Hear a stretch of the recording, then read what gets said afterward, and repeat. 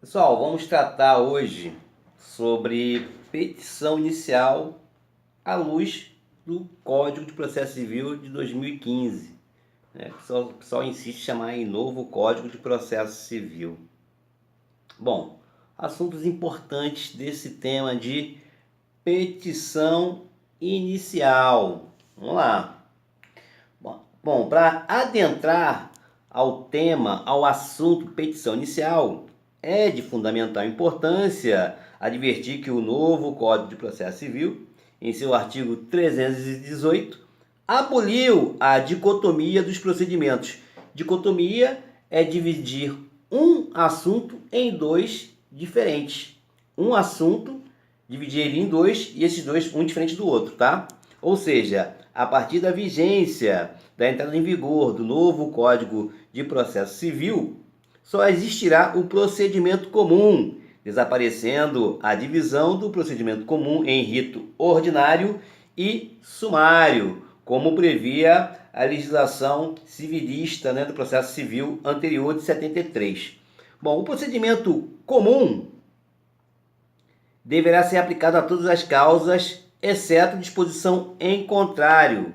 Bom, então, resumidamente, vamos ter procedimento comum e os procedimentos especiais previstos nas demais legislações. Além disso, deverá ser aplicado subsidiariamente aos demais procedimentos especiais e ao processo de execução o procedimento comum, conforme o artigo 318 do novo Código de Processo Civil in verbis, ou seja, eu vou ler agora em loco.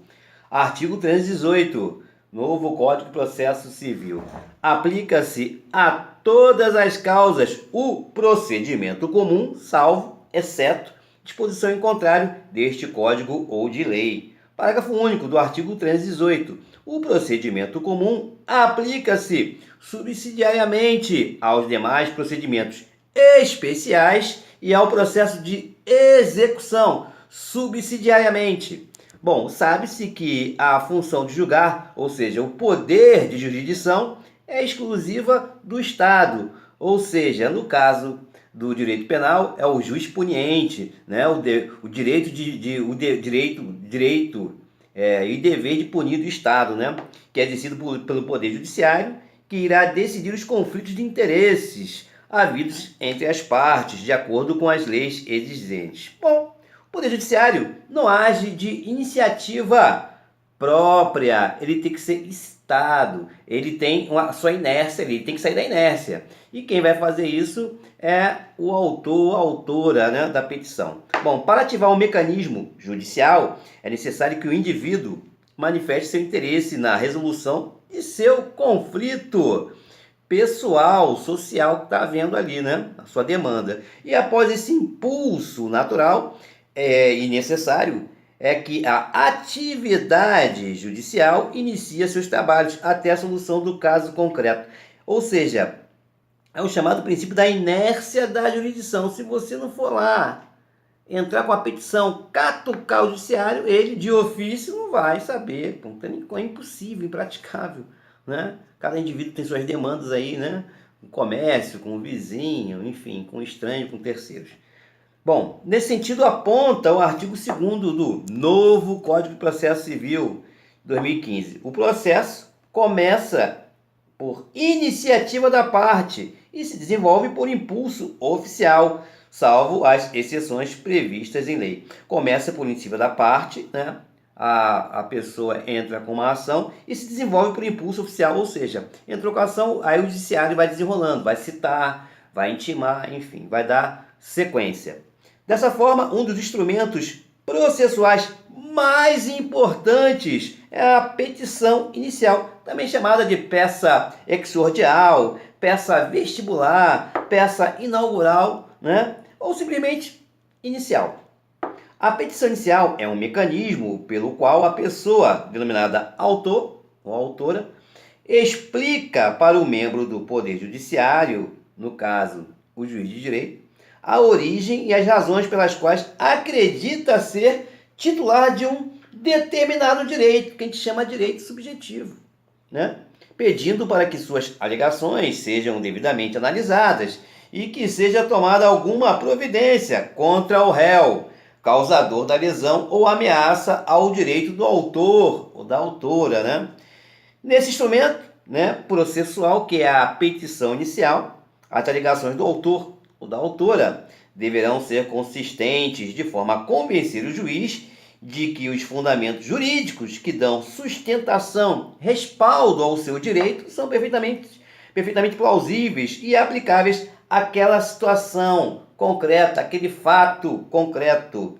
Bom, para facilitar a compreensão do membro do Poder Judiciário, que é no caso o juiz de direito, né, que é um juiz monocrático, né, é o de primeira instância, responsável por aquela demanda, o autor ou autora deve elaborar uma síntese dos principais fatos concretos ocorridos que fizeram surgir o direito subjetivo alegado pelo autor, indicando as leis contidas nos códigos, né, e demais dispositivos que ajustam ao caso concreto.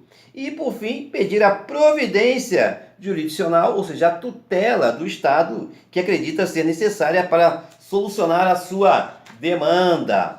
A petição inicial, dentro do mundo jurídico, pode ter várias denominações, como eu já falei, e vou reiterar, como peça exordial, peça vestibular, peça de ingresso, peça preambular, dentre outras. Todas as expressões são sinônimas e surgiram através dos tempos, no dia a dia dos advogados, ou seja, na praxis forense. Vale lembrar que a petição inicial possui tamanha relevância, pois, além de servir como mecanismo ativador da máquina judiciária, ou seja, sair da inércia, irá determinar os limites do julgamento, ou seja, o juiz só julga o que foi pedido na sua petição inicial. A sentença, ato que encerra o processo, terá seu conteúdo estabelecido dentro dos limites existentes na peça inicial. E o tipo de recurso, né, cabível contra essa sentença de primeira instância a gente chama de apelação. Isso é a parte de recurso. Só dando um adendo. Requisitos da petição inicial. Por todas as razões que conferem à petição inicial essencial importância, a lei determina que sejam observados alguns requisitos que visam fornecer uma estrutura sólida, consistente e a sua petição inicial ser válida. Bom, dessa forma, no Código de Processo Civil Brasileiro, né, nosso Código Processualista, existem inúmeras regras que devem ser obrigatoriamente observadas. Na própria lei, são elencadas as consequências que poderão ocorrer quando uma petição inicial não possui algum dos requisitos apontados. Ela será considerada inepta, né, e, consequentemente, será indeferida. E nós não queremos isso, né? Se você entra com uma ação, é que você quer resolver o seu problema, né, jurídico. Tá? Contudo, em sede dos juizados especiais, regidos pela Lei 9.099 de 1995 e na própria Justiça do Trabalho, regida pela CLT, a petição inicial não se reveste das formalidades normalmente exigidas, ou seja, dessa solenidade, né? Não é tão rigorosa assim, tanto nos juizados especiais e na Justiça do Trabalho, e por isso pode ser elaborada, inclusive, oralmente, né? Isso acontece muito na Justiça do Trabalho, essa elaboração oral, né, da petição inicial, e também nos juizados especiais, tá? Como tá? Estão aí, tranquilo? Então vamos lá. Bom, além disso, tanto nos juizados especiais quanto na Justiça do Trabalho, em alguns casos, não necessita de assistência do advogado, podendo a parte sozinha pleitear seus direitos. Ela mesma vai peticionar sozinha, não precisa de advogado. Bom, voltando aqui aos requisitos exigidos para a petição inicial, recomenda-se prioritariamente a leitura do artigo 319 do Código de Processo Civil, ou do novo Código de Processo Civil.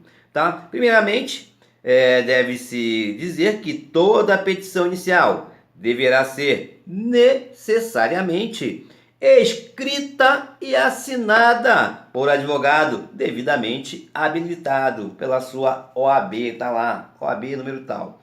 Bom, artigo 319. A petição inicial indicará, inciso 1, o juízo a que é dirigida.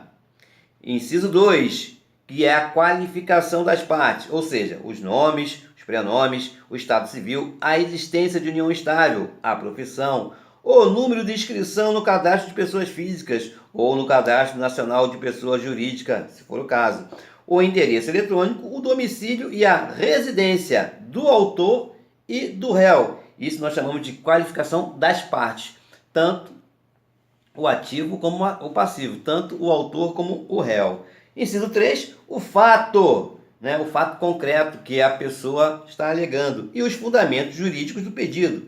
Inciso 4, o pedido com as suas especificações. Inciso 5, o valor da causa. Inciso 6, as provas com que o autor pretende demonstrar a verdade dos fatos alegados. Inciso 7, a opção do autor pela realização ou não de audiência de conciliação ou de mediação. Ok? Então nós vamos tratar agora de cada inciso, né? De cada inciso do artigo 319. Vamos começar com o inciso 1, o juízo a que é dirigida. Está lá, artigo 319, inciso 1. Quando uma pessoa for pleitear judicialmente um direito, é necessário que em sua petição inicial conste para onde ela será dirigida. É o cabeçalho da petição. Pessoal, olha só. O endereçamento é e deve ser feito a determinado órgão jurisdicional que tenha competência de analisar determinada matéria.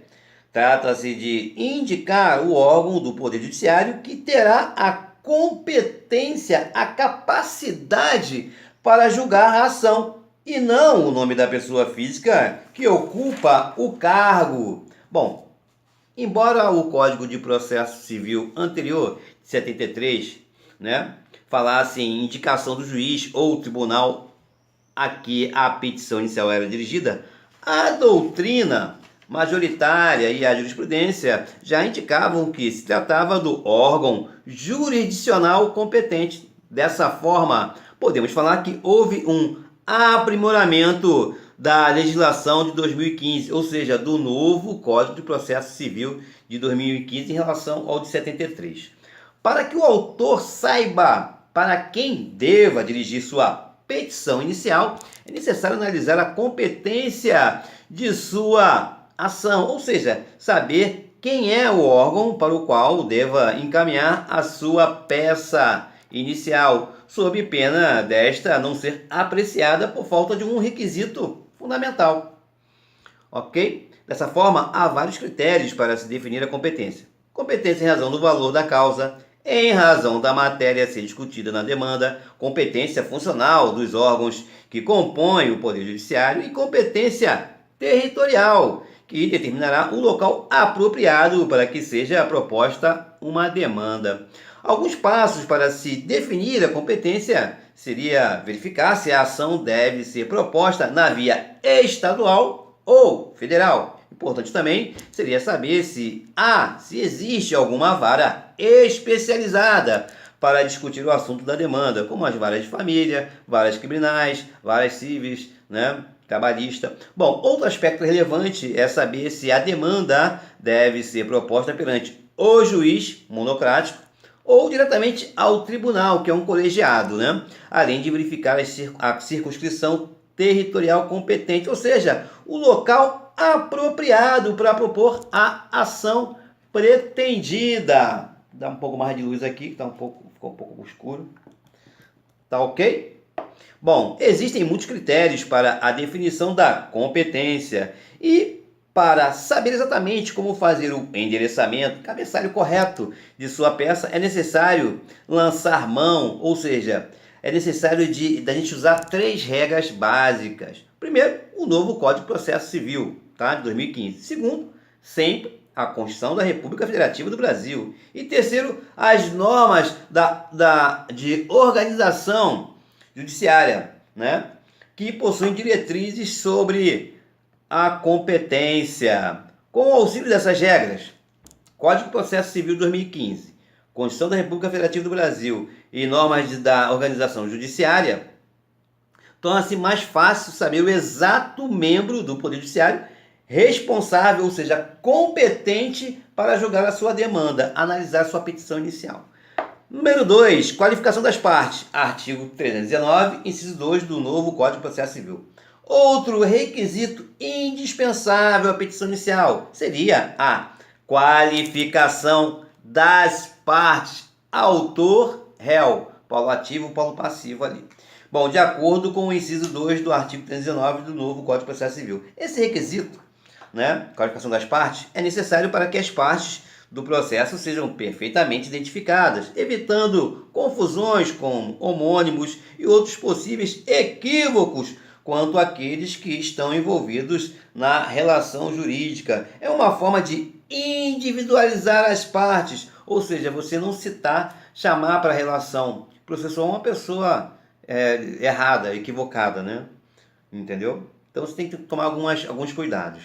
Bom, essa identificação / qualificação é feita da seguinte forma: os nomes, os prenomes, o estado civil, a existência de união estável, a profissão, o número de inscrição no cadastro de pessoas físicas ou no cadastro nacional de pessoas jurídicas, se for pessoa jurídica, o endereço eletrônico, o domicílio e a residência do autor e do réu. Costuma-se acrescentar para o autor o número do registro geral, identidade, e o número do CPF, pois, dessa forma, torna-se mais fácil uma individualização totalmente precisa. Em se tratando de pessoa jurídica, há necessidade de se colocar o CNPJ. Importante. A novidade da legislação do novo Código de Processo Civil de 2015 é a obrigação da parte falar sobre a existência de união estável. Bom, a obrigação da parte falar sobre a existência de união estável decorre da importância e consequências que a existência de uma união estável pode trazer ao processo. Além disso, sabe-se ainda que a existência de união estável não modifica o estado civil da parte. E assim, de acordo com uma postura ética e com base nos princípios estruturais do processo, deve ser informado tal fato na petição inicial. Além do nome, prenome e estado civil e união estável, a legislação obriga as partes a informarem o CPF, no caso de pessoa física, e o CNPJ, no caso de pessoa jurídica, embora alguns regimentos internos, tribunais, já exigissem a indicação do CPF e do CNPJ para a distribuição de petições iniciais. Tal obrigação não era clara, explícita na legislação do processo civil anterior, de 73, sendo, portanto, uma inovação trazida pelo novel Código Civil, de Processo Civil, de 2015. Bom, outra novidade do novo Código de Processo Civil é a indicação do endereço eletrônico das partes. Atualmente, com o advento dos processos eletrônicos, virtuais, e a facilidade trazida pelo uso da internet, das redes sociais, a indicação deste dado da parte é de suma importância para facilitar a comunicação dos atos processuais, sempre que for possível, acessível, Tem lugar que não tem internet ainda, enfim. Assim, tanto a citação do réu, que é o ato pelo qual o réu toma conhecimento do processo, citar é chamar a pessoa, no caso o réu, para tomar conhecimento que está tendo uma demanda contra ele, tá? Bem como as intimações. A intimação é a comunicação do juiz com as partes sobre atos processuais. Um exemplo é uma intimação é para fazer e não fazer, Um fazer, um deixar de fazer, por exemplo, Bom, em relação à completa qualificação do réu, há uma tolerância maior quando o autor não indica todos os dados do réu, quando o autor não sabe todas as qualificações do réu, pois no momento em que se ajuiza a ação, o autor pode não ter conhecimento de todos os dados exigidos pela norma. Outro aspecto que faz com que seja importante a qualificação das partes é a definição da competência em razão do domicílio das partes. Como destacar que, caso o autor não disponha de todas as informações relativas à qualificação das partes, do réu, réus, enfim, poderá, na sua petição inicial, né, o autor requerer ao juiz diligências necessárias à sua obtenção. É o que diz o artigo 319 do novo Código de Processo Civil no seu parágrafo 1º. Vamos lá. Caso não disponha das informações previstas no inciso 2, que é a qualificação, poderá o autor da petição inicial, na petição inicial, requerer ao juiz diligências necessárias à sua obtenção. Bom, embora a lei mencione a possibilidade de requerer judicialmente providências para saber os dados do réu, na prática é difícil de se operacionalizar. Contudo, pode ser requerida tal providência e será objeto da tutela jurisdicional. Muitas vezes o indivíduo não tem como diligenciar a busca de informações do réu, tal como o endereço. E no processo de 73, no antigo processo civil, o magistrado não fazia nada a respeito e simplesmente indeferia a petição, né, inicial, né, inepta, porque não tinha o endereço do réu. Agora, no novo Código de Processo Civil de 2015, o novel Código de Processo Civil, o magistrado deve atuar de forma ativa, proativa, na busca dessas informações, caso solicitado, né? No caso, o autor tem que pedir essa diligência. As medidas pode-se buscar em base de dados de órgãos públicos e demais diligências que não seriam acessíveis ao indivíduo autor da ação. Ele não teve, de repente ele não tem acesso. Como ter acesso, né?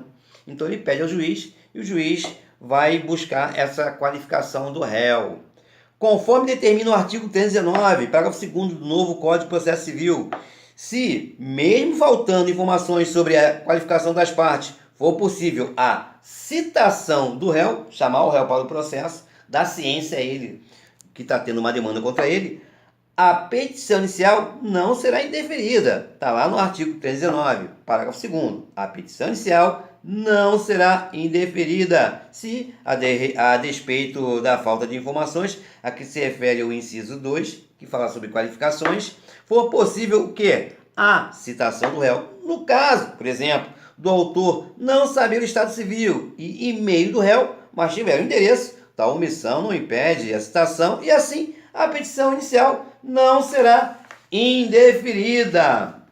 Além disso, se a obtenção dessas informações relativas à qualificação das partes, está lá no artigo 319, inciso 2 do novel Código de Processo Civil, tornar impossível ou excessivamente oneroso o acesso à justiça, a petição inicial não poderá ser indeferida. É o que preconiza o parágrafo 3º do artigo 319 do novel Código de Processo Civil. Vamos a ele.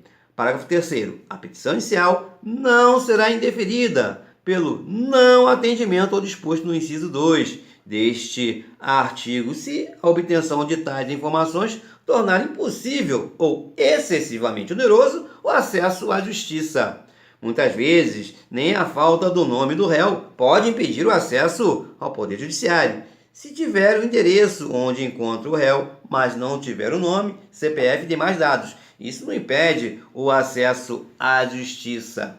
Bom, na teoria é muito bacana, né? Na prática já é um pouco mais difícil. Inciso 3.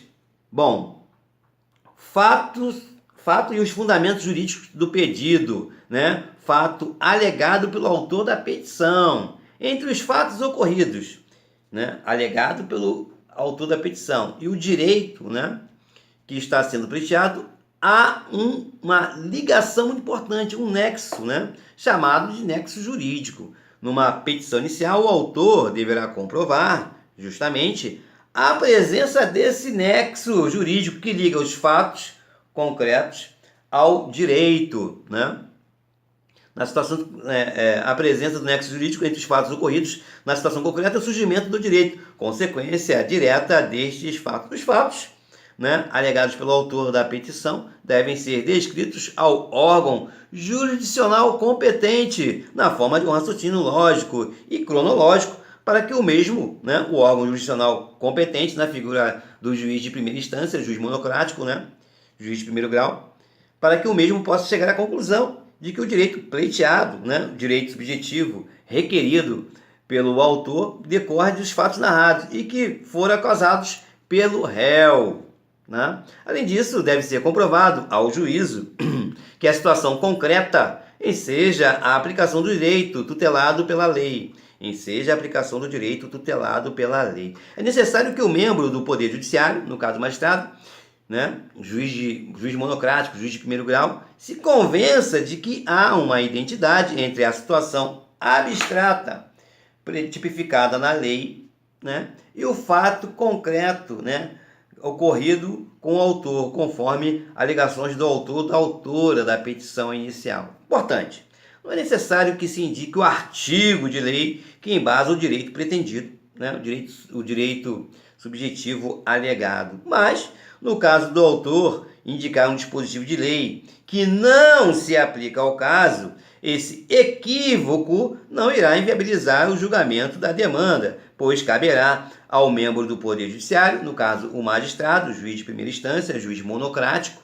juiz de primeiro grau, ele vai proferir sua decisão com base no texto legal adequado, apesar da incoerência cometida pelo autor ou autor da petição inicial. É o que nós chamamos do princípio da fungibilidade, né, do aproveitamento. A partir do momento que o juiz entende, ele detecta o equívoco e ele vai entender que ele deverá usar o seu conhecimento jurídico para superar esse erro, né, na petição. Interessante dizer que, dentro do sistema do Código de Processo Civil, não adianta simplesmente que o autor diga que é titular de um direito subjetivo, pois é necessário explicar os fatos concretos que corroboraram, contribuíram para a formação daquela convicção que a pessoa tem do direito, que a pessoa tem direito, né?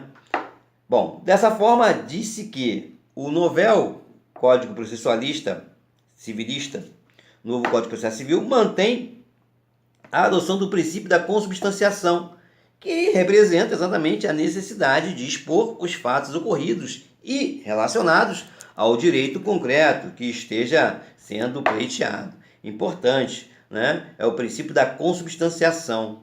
O autor ou autora da petição inicial, ao explicar os fatos concretos, né, e os fundamentos jurídicos, vai tentar provar esse nexo com o fato concreto com a lei, né, com o fundamento jurídico, irá se referir à causa de pedir, que se divide em causa remota e causa próxima. Causa de pedir se divide em duas, causa remota e causa próxima. A primeira, causa remota, afirmam alguns doutrinadores, se relacionaria aos fatos alegados pelo autor ou pela autora da petição inicial. E a segunda, a causa próxima, né, as consequências jurídicas previstas no caso em abstrato. Importante dizer que a definição sobre causa próxima e causa remota não encontra definição exata na doutrina mais larga, na doutrina majoritária, né? E dessa forma, muitos autores, muitos doutrinadores apresentam pontos de vistas diferentes, ok? Vamos seguir no próximo vídeo, falando sobre o pedido com suas especificações, que está lá no artigo 319, né? Inciso 4 do novel Código de Processo Civil.